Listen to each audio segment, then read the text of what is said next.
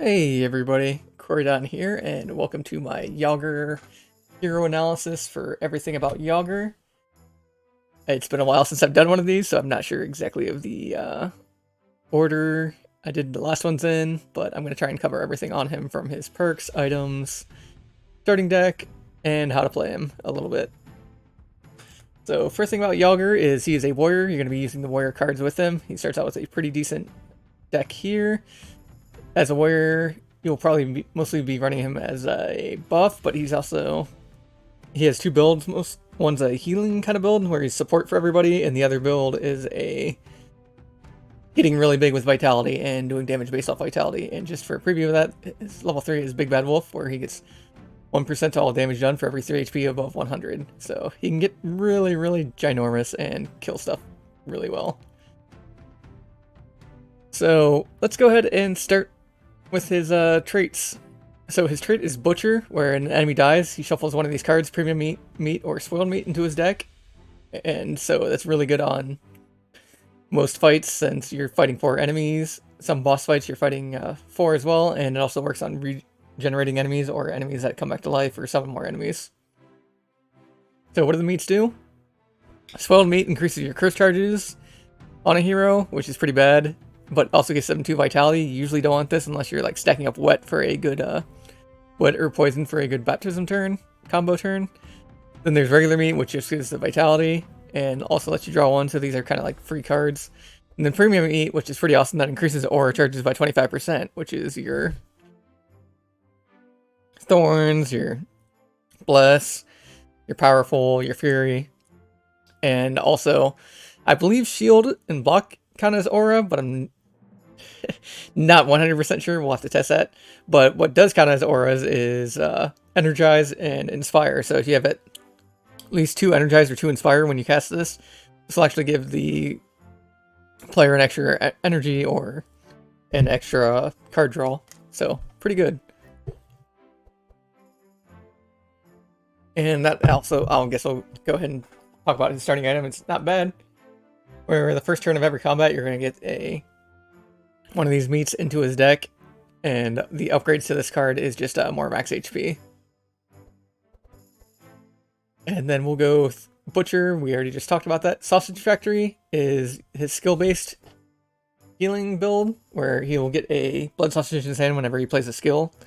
And it also reduces the cost of the highest card skill by 1 in your hand, which would be if you play Warpaint with Sausage Factory up, it decreases cost of Piercing Howl to 0, stuff like that.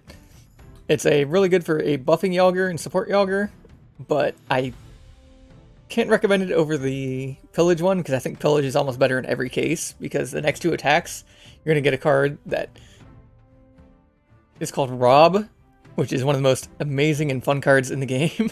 And I didn't see this art before. This art is really awesome. But what Rob does is allows you to steal 2 auras from anybody. You can steal it from your allies, or you can steal it from the enemies. And I think that's pretty much useful in every single case. Or more useful than just like getting a heal card. So I would almost always be picking Pillage unless I'm trying to do something really, really fancy with skills in the Sausage Factory one. So his level 3s, I wish I could take both of them. The left side is the DPS side, which is Big Bad Wolf, where I already talked about it. You gain 1% to all damage for every 3 HP above 100 you have. So if you have 400 HP, you're going to be doing 100% extra damage. It's a lot less powerful when you're on a restricted power, because your HP isn't going to be getting to that high of numbers since you're capped at 50 vitality. But 50 vitality with the with the plus 80 HP perk is 400 HP, so you'd still be getting 100% and then some from that. This other level 3 is quite amazing. It's called Dinner is Ready. At start your turn, shuffle one of these cards into every hero's deck of premium meat, and spoiled meat. It pretty much makes everybody in the party a better healer, or gives them a bit of healing and gives them an extra card draw. I guess it's not really extra card draw, but it's just a free card. Since they're going to be after...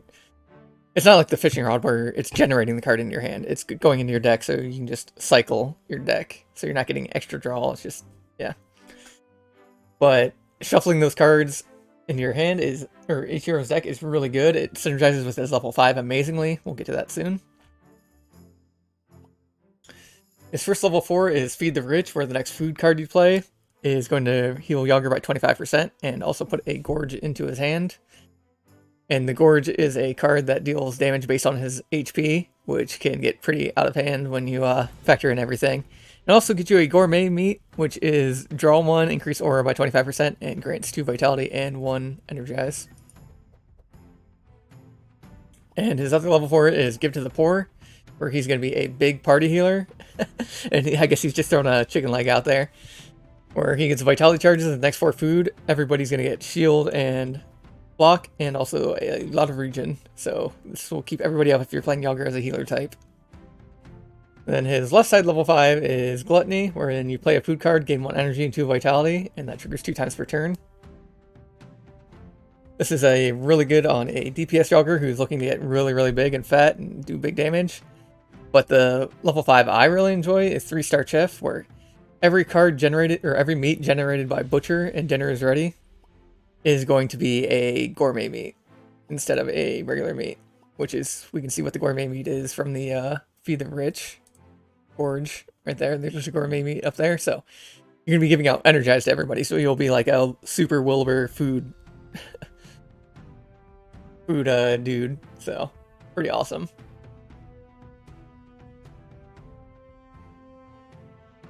His starting deck, we'll go through that quick. We already talked about the item. It starts out with a lot of rampages, some intercepts, which you'll probably want to take out first.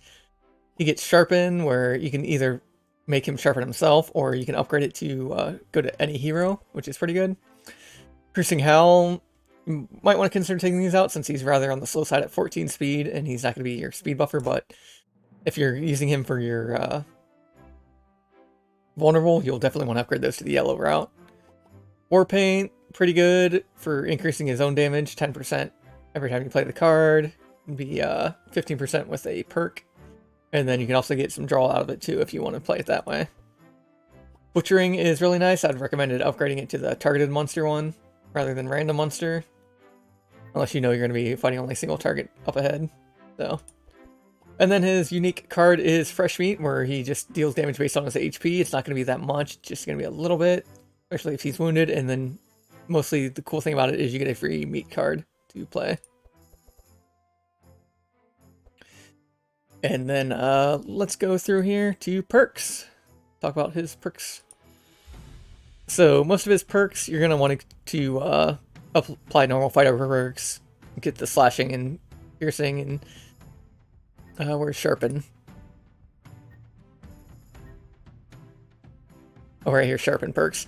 Anyways, this is what I'd go for the first 20 perks. I'd get the Fury, Zoyer, Sharpen. Probably might even want to go powerful over Fury since you're not going to be picking up that many Fury cards, but that's up to you.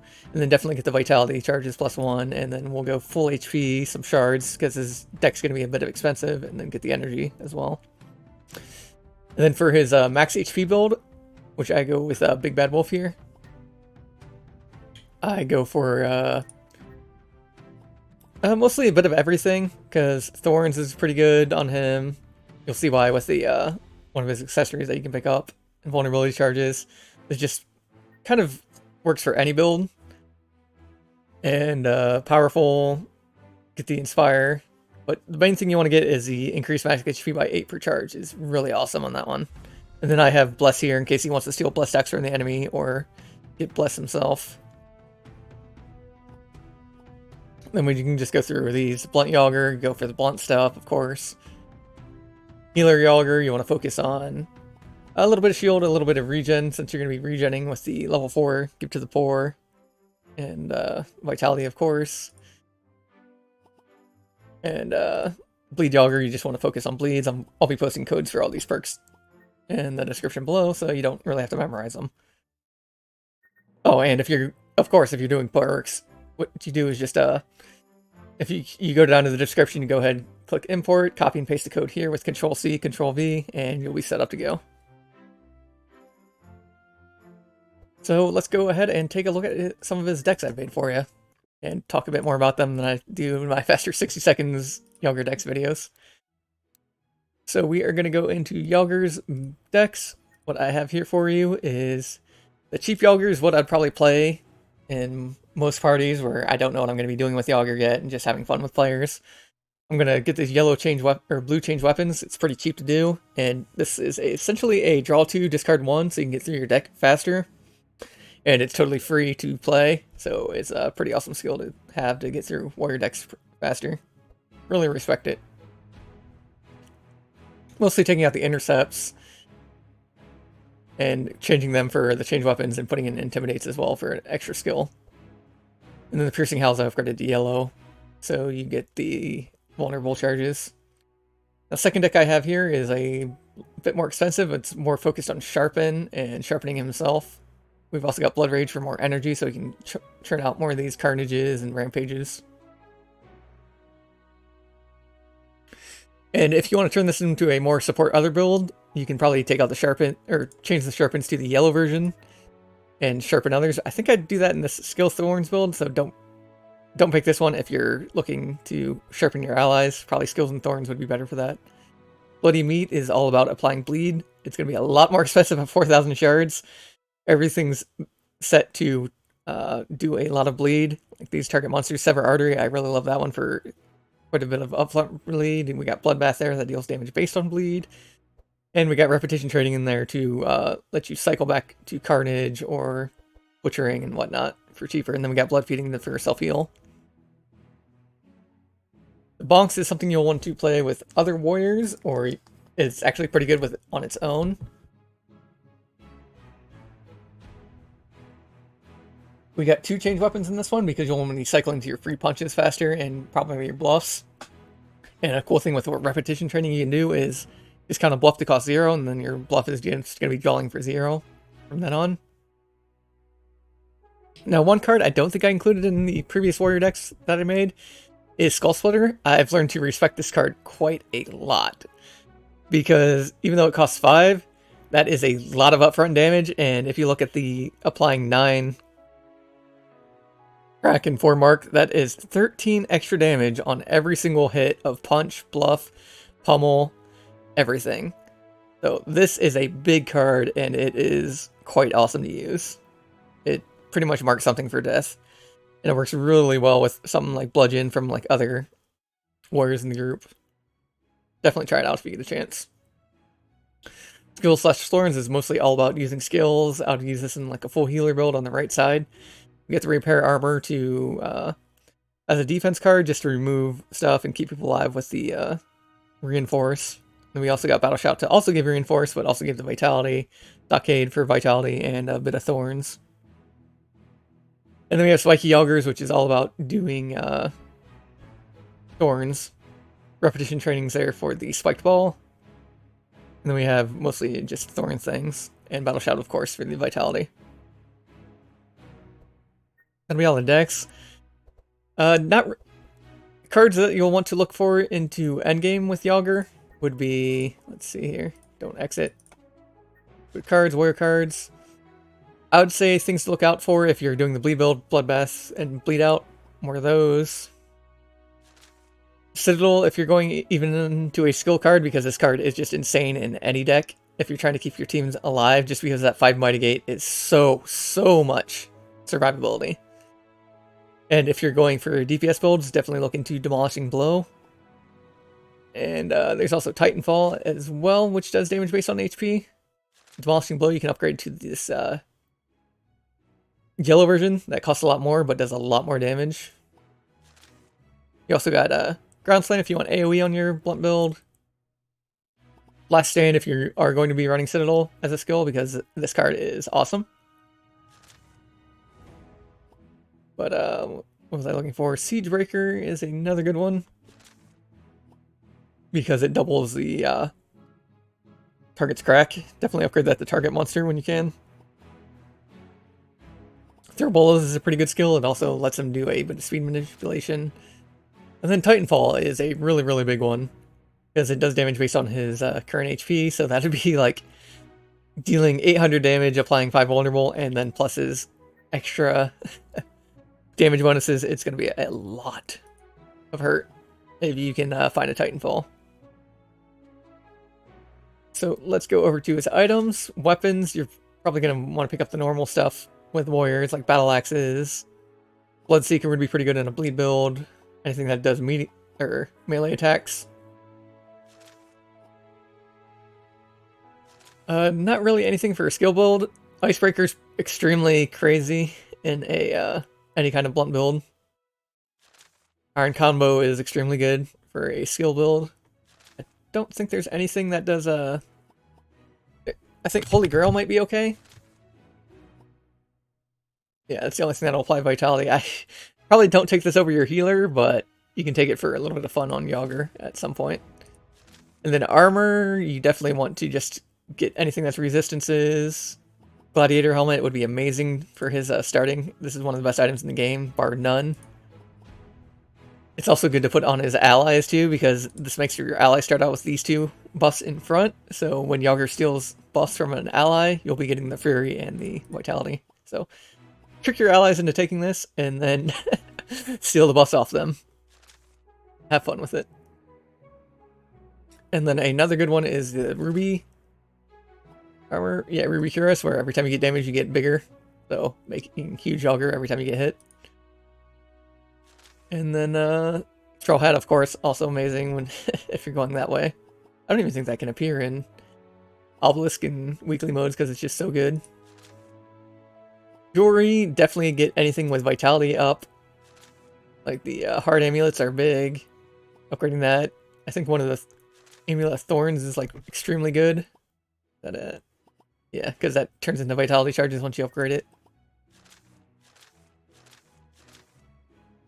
And then we also get a new item with this patch. Cheese is really good. With the Butcher Block, every time you get every turn, it's pretty much Yogger's item upgraded, where you get premium meat, spoiled meat, or meat into your hand whenever you get it. And if you get the corrupted version of it, it turns it to premium meat, or blood sausage.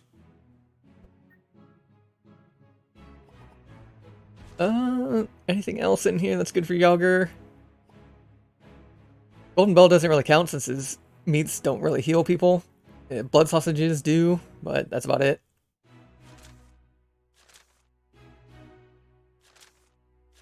Oh yeah, and oh yeah, all these rods are really good for him since they count as food. So definitely look into fishing rods as well to replace your initial meat maker. And then pets, any pet's good. Wolfie's gonna be fun with him since any pet that does damage is actually really good, especially to all monsters. Like Betty would be good because her awful tantrum hits everything, combined with his big damage increase from getting huge. Big Bad Wolf. Chompy's also pretty good because of the carp. Get more focus into your food build there. Alright, what do we talk about next? I think that's about it. I talked about items, cards to look for, and I guess a sample of how to play him. This is going to be a bit different because this is going to be a game saved out of an Obelisk mode. It's going to be pretty crazy because Bree's really built up. It's going to look like he's totally overpowered, but we'll just do some fun here. Yeah, Bree is set up for Thorns charges +4, and then every time she does Vitality, she gets Thorns charges. So we're going to go ahead and start off with a Stampede, Bluff, apply some Thorns, and apply some Vitality to ourselves. But she's at 40 Thorns already. The Wolves actually got a good hand too. We're going to go into this and get some vulnerable on everything. Hopefully not break the game too bad. Alright, play that up there. Poison Dart. Alright, both these guys have max vulnerable right away. And there's Yogger's passive going off. I'll show you how I expect him. This is Pillage, Dinner is Ready, Feed the Rich, and then 3-star Chef. So everybody just got gourmet meat into their decks, which is kind of amazing. What the gourmet meat's going to do is send Breeze stacks into the moon. So she just went from 40 to 50. And it would have even went farther into the moon if I had that on Bree, the whatever it's called, the Heart of Thorns on Yogger as well. But it looks like this run I was using Yogger with Destroyer Gauntlets, so he's just going to be able to start stacking up stuff really nicely on his own.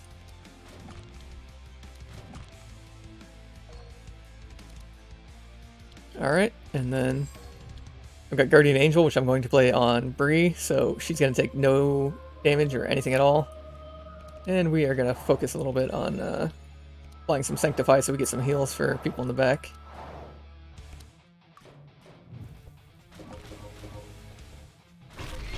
Yeah. Don't underestimate, I know we're not getting Stampede right now, but keeping her full HP is pretty nice for the start of this. Alright, so we got Unforgiving Nature, Gourmet Meat, Skull Splitter on the front, although that probably was a bad idea, and then we're just going to push forward to give everybody a little bit of shield. Alright, Fine Weakness, Killer Instinct. Well, I was set up this game. Like, no joke. I could be buffing my Sharp, but I'm just gonna work on getting Bree's things up to ridiculous levels. And then we're not gonna Smoke Bomb. And then we get another Gourmet Meat for everybody's hand. So, start applying more meat. Feed the rich. We're gonna have to bluff and hit the front one, unfortunately. To dig out more meat. There's another Gourmet Meat. We're gonna get that Gourmet Meat up. Gorge. Gourmet Meat. And probably should have been Gourmet Meeting Otis over here, since he's kind of low on health. But no, we'll be fine. Actually gonna use that to hopefully not die. There's the Dark Punishment. Field Charge.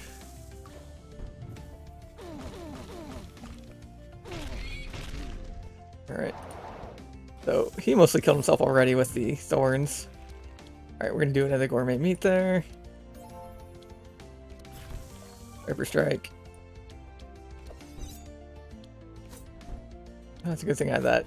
It's the right thing. But yeah, you can see how ridiculous that this Gourmet Meat is getting our buffs right now.